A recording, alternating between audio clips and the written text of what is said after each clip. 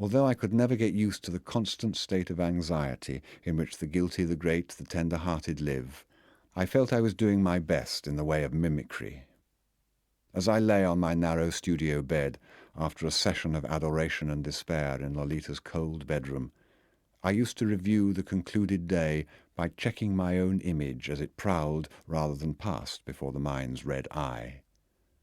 I watched dark and handsome, not un-Celtic, probably high church, possibly very high church, Dr. Humbert see his daughter off to school.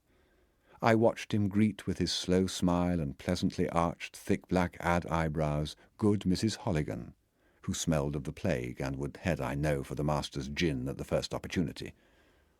With Mr. West, retired executioner or writer of religious tracts, who cared, I saw neighbour what's-his-name, I think they're French or Swiss, meditate in his frank windowed study over a typewriter, rather gaunt-profiled, an almost Hitlerian cowlick on his pale brow.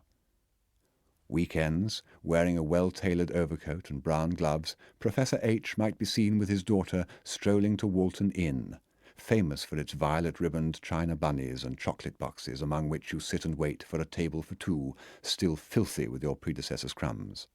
Seen on weekdays around 1 p.m., saluting with dignity Argus-eyed east while manoeuvring the car out of the garage and around the damned evergreens and down onto the slippery road. Raising a cold eye from book to clock in a positively sultry Beardsley College library, among bulky young women caught and petrified in the overflow of human knowledge. Walking across the campus with the college clergyman, the Rev. Rigger, who also taught Bible in Beardsley School. Somebody told me her mother was a celebrated actress killed in an airplane accident. Oh? My mistake, I presume.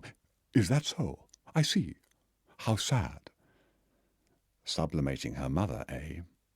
Slowly pushing my little pram through the labyrinth of the supermarket in the wake of Professor W., also a slow-moving and gentle widower with the eyes of a goat.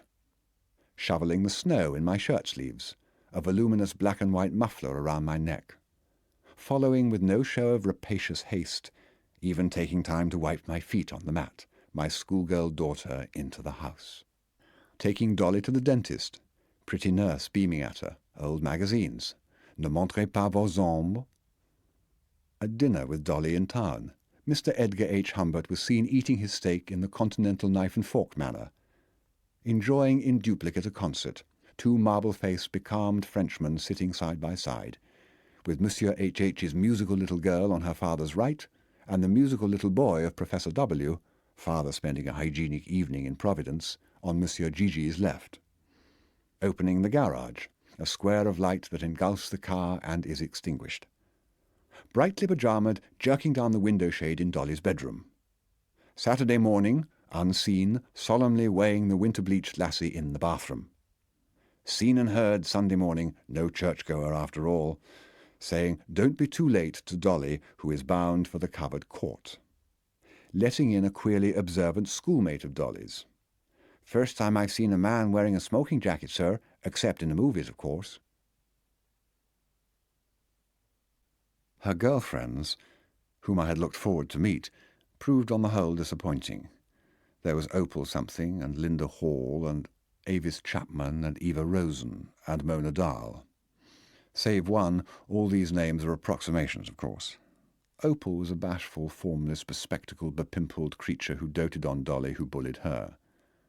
With Linda Hall, the school tennis champion, Dolly played singles at least twice a week. I suspect Linda was a true nymphette, but for some unknown reason she didn't come, or perhaps was not allowed to come, to our house. So I recall her only as a flash of natural sunshine on an indoor court. Of the rest, none had any claims to nymphetry except Eva Rosen. Avis was a plump lateral child with hairy legs, while Mona, though handsome in a coarse sensual way, and only a year older than my ageing mistress, had obviously long ceased to be a nymphette, if she had ever been one. Eva Rosen, a displaced little person from France, was on the other hand a good example of a not strikingly beautiful child, revealing to the perspicacious amateur some of the basic elements of nymphette charm, such as a perfect pubescent figure and lingering eyes and high cheekbones. Her glossy copper hair had Lolita's silkiness, and the features of her delicate milky white face with pink lips and silverfish eyelashes were less foxy than those of her likes. the great clan of interracial redheads. Nor did she sport their green uniform, but wore, as I remember it, a lot of black or cherry dark, a very smart black pullover, for instance, and high-heeled black shoes, and garnet red fingernail polish. I spoke French to her, much to Lo's disgust. The child's tonalities were still admirably pure, but for school words and play words she resorted to current American, and then a slight Brooklyn accent would crop up in her speech, which was amusing in a little Parisian who went to a select New England school with phony British aspirations. Unfortunately, despite that French kid's uncle being a millionaire, Lo dropped Eva for some reason before I had had time to enjoy in my modest way her fragrant presence in the Humbert open house.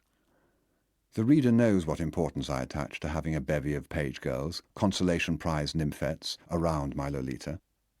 For a while I endeavoured to interest my senses in Mona Dahl, who was a good deal around, especially during the spring term when Lo and she got so enthusiastic about dramatics. I've often wondered what secrets outrageously treacherous Dolores Hayes had imparted to Mona, while blurting out to me by urgent and well-paid request various really incredible details concerning an affair that Mona had had with a marine at the seaside.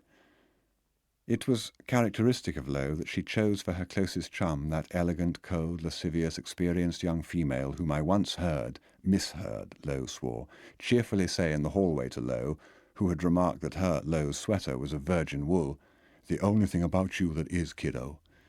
She had a curiously husky voice, artificially waved dull dark hair, earrings, amber-brown prominent eyes, and luscious lips. Lo said teachers had remonstrated with her on her loading herself with so much costume jewellery. Her hands trembled, she was burdened with 150 IQ, and I also know she had a tremendous chocolate-brown mole on her womanish back, which I inspected the night Lo and she had worn low-cut, pastel-coloured, vaporous dresses for a dance at the Butler Academy,